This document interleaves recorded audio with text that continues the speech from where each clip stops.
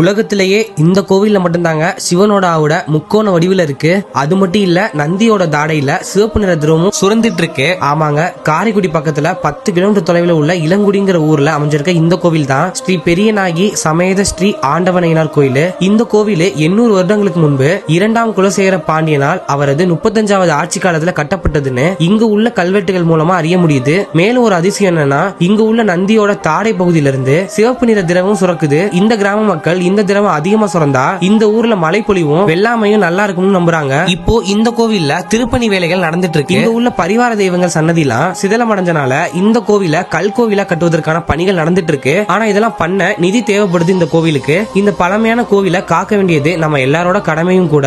அந்த கோவில் ட்ரஸ்டோட டீடைல்ஸ் வீடியோலையும் கேப்ஷன்லையும் கொடுத்திருக்கேன், செக் பண்ணி பாருங்க. உங்களால முடிஞ்ச நன்கொடைய அந்த கோவிலுக்கு கொடுங்க. நன்றி, வணக்கம்.